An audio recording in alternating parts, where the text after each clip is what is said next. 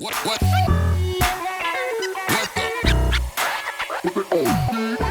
And here we are again. I know you've been anxiously awaiting this next installment of our podcast, Does It Bite? Stephanie Fox, Michael Askew. We're with Bug Tech.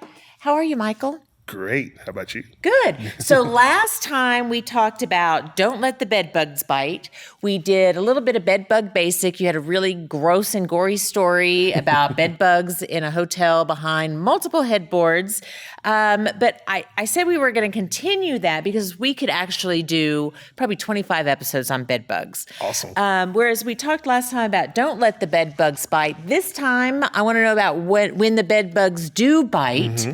And the impact on us as human beings with bed bugs, because there is so much more than having welts on your skin. Mm-hmm. So I want to know what are some of the things you've seen in terms of how bed bugs impact people? Mm-hmm.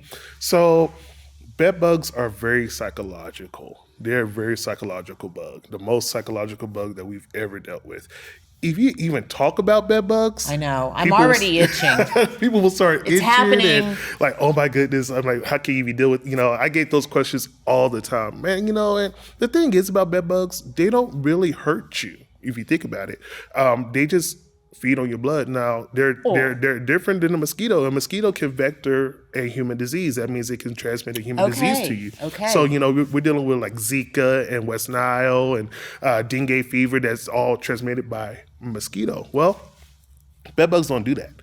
Bed bugs haven't been proven to transmit a human disease. We don't know why that is. There's still, research going on about that, but it really doesn't affect the human other than they bite you. Right. And they also invade a very personal space, and that's your bed. Like your sanctuary, yes. That your most private, place of rest and peace. Yes, and that's what really gets to people. That's when people really start to, wig out when they think about there's bugs in my bed.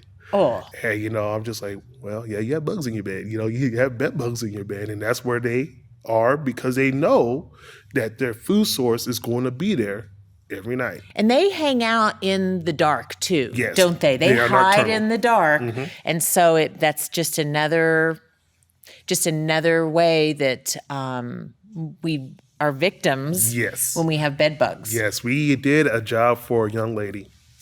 She did not know she had bed bugs. She didn't show reactions. Some people don't show reactions to a bed bug bite. So did she have bites? No. Okay. Yeah, the way that is your body's reaction to an insect bite. And everybody's a little different when it comes to different. that. Yeah, everybody's different. So she showed no reaction. Mm-hmm. No reaction. Well, she had a friend stay over that night. I guess they had a slumber party or something. And she wound up going to the hospital because she was so afraid of what happened to her body. She reacted to bed bug bites. Okay. So we went over there, and she had 3 king mattresses stacked on top of each other for her bed. And we went and flipped those mattresses, and there had to be, I kid you not, probably about 5,000 bed bugs on those 3 mattresses. Could you even see the fabric underneath? No, because where they were hiding against the wall. So the mattresses were pushed up against the wall. So they weren't anywhere else you could actually see, where the mattress that you're looking at. They were up against the wall, between the wall and the mattress, and we pulled it, and they just... So how long do you think, is there any way to know how long they've been there? Like how quickly do they reproduce? How long does it take to get that many bed bugs in your bed? Yeah, so that it all depends on how it started. Okay. So you can bring them in by mattresses. Okay. You buy a mattress. Like you buy a mattress. Yes. You buy it off of, garage sales or, those little... So used mattresses, big risk of bed bugs. Yes. So it depends. So you can start with one pregnant female, and she can start laying 4 to 7 eggs a day. Or you can start with a whole bunch of bed bugs, and they're just constantly laying eggs. Wow. So it all depends on how it started. Wow. So with that one, I think she had them probably about for 2 years or more, and they were just everywhere. I mean, the whole mattress on that side was black with their feces. So it was a pretty cool so one. Psychologically, what does that do to a person? Because just listening to it, I am completely grossed out. I'm never walking in that room again. Yeah. And I'm feeling like maybe there's something wrong with me No. that I have attracted that kind of bug into my home. No, they are not a respecter of persons. They don't care who you are. You could be clean, you could be dirty, you could be June Cleaver, cleanest house on the block. They do not care. Okay. They want what you have, and that's your blood. Yeah. So you could be the grossest person on the block, the biggest hoarder on the block, or you can have the most pristine house. Okay. As long as you have blood, that's what they want. All right. The difference that we tell folks between a clean house and a dirty house is that a dirty house gives bed bugs more places to hide than a clean house will. So it'll be a little bit more difficult to take care of the problem with the dirty house. But it doesn't matter who you are. Okay. As long as you have blood flowing through your veins, that's what the bed bugs want. But that's not how I feel. Yeah. And a lot of things for your customers or for these victims of bed bugs, this is how it makes me feel. Yeah. So I want to keep talking about this psychological impact. Mm-hmm. Yeah, so a lot of there's a stick that comes with bed bugs. Yeah. You know, the customer thinks that because I have bed bugs, I'm a filthy person. Right. I'm a horrible person. I'm a bad house cleaner and all this stuff. And that's not even the case. We do so many bed bug jobs, and the way I reassure our customers, and I said, you're not the first person I've done today. You're not going to be the last person. You're not alone. You are not alone. But it's an embarrassing thing. Yeah. It's an embarrassing thing. You don't want people to know you have bed bugs and stuff. I mean, but it's so common now. It used to not be. Back in the early 90s, early 2000s, we did a few here, a few there. Now it's so common. It's almost as common as ants in your home. It's almost as common as, getting German roach infestation in your home. Because you may do 10, 15 bed bug jobs a week. Oh, yeah. Easy. Easy. And in our territory, we have Amarillo, Lubbock, Eastern New Mexico, Midland, Odessa. That's easy. 10 to 15 bed bug jobs, they are very common. Okay. So we try to calm the customer down, say, we're here to help you. Don't worry about it. Right. We got your back. And, that tends to ease them over a little bit. But sometimes it takes a little bit more, with me talking to, especially the wife. The husband's like, oh, we got him. But the wife is like, you know what? My kids are sleeping in here. I got to do something about it. Oh, my gosh. And the worst thing that I have to tell a customer is that you have to continue to sleep in your bed. Oh, no. Yes. You did not. I had no idea about that. I have to, because we judge our treatment on the reaction that we get from our customer. So we're treating, we're doing all these follow-ups, but if the bed bug has nothing to feed on, if you don't sleep in that bed, the bed bug won't come out.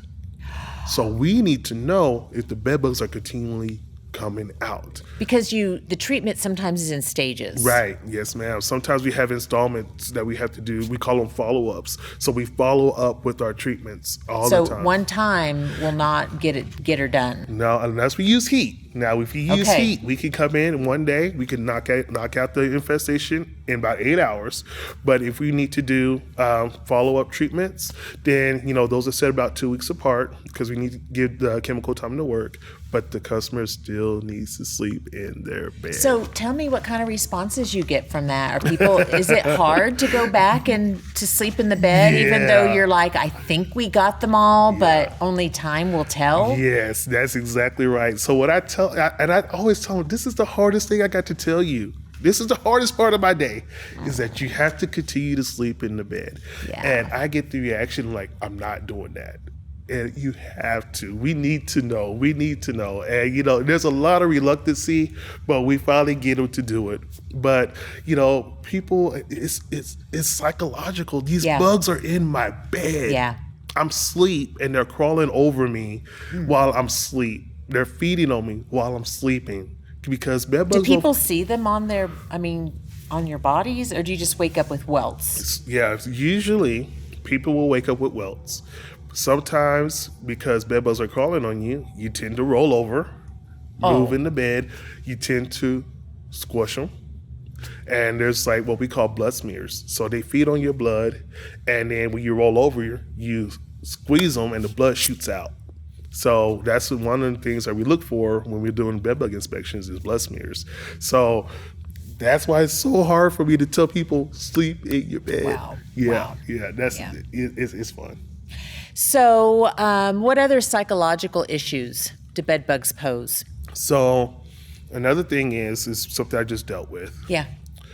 People who have a high infestation of bed bugs, they still go out and do people things. Oh, so they may be spreading them. Yeah, they still go out to doctor's offices. They still go to movie theaters. They still go to restaurants. And usually bed bugs won't be on you because they hate disruption. They hate movement. Okay. But when your infestation level is so high that the bed bugs are being pushed out of their hiding place, they tend to be on your person. Oh, my. So then you really do see the bed bugs crawling up and down a person, a patient, a patron. So you can walk out of your house. They can be on your clothes, on your shoes, in your purse. Yes. You go to the doctor's office. You sit on the sofa. You put your bag down. They crawl off, infest that Now I'm chair. itching. And then you go to the doctor's office, sit in the same chair. They crawl on you.